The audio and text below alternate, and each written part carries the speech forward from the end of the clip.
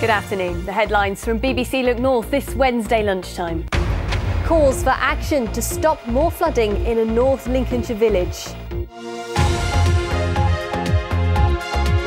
They haven't got very far yet. You can see behind me one lone digger working on those sea defences. That's only got there in the last half an hour. They've spent the morning trying to repair the road that leads to it so they can get diggers and heavy machinery down there to work on it.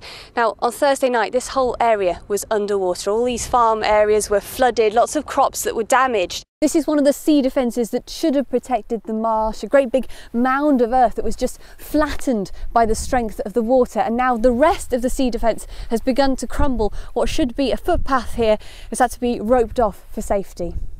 Sarah Walton is in Lincoln at the moment. What did the coroner have to say?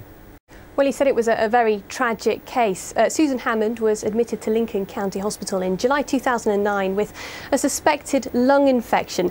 The doctor treating her told the inquest that she was aware of her allergy, but she prescribed a penicillin-based antibiotic because there was no evidence and it wasn't clear how serious a reaction she might have.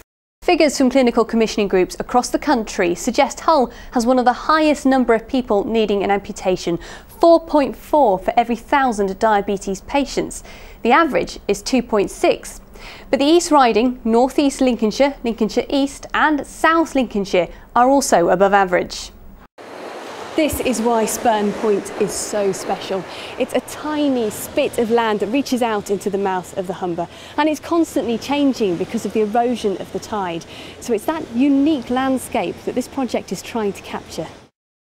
The ambulance service that serves Lincolnshire has again been issued with a multi-million-pound fine after missing government targets for the third year running. We've actually improved our performance against the 19-minute response time, so that's a really good news story. But and it demonstrates that we're moving in the right direction. On that 19-minute response time, this is the third time you've had a fine for not reaching the target. It's not working, is it, the fine, clearly?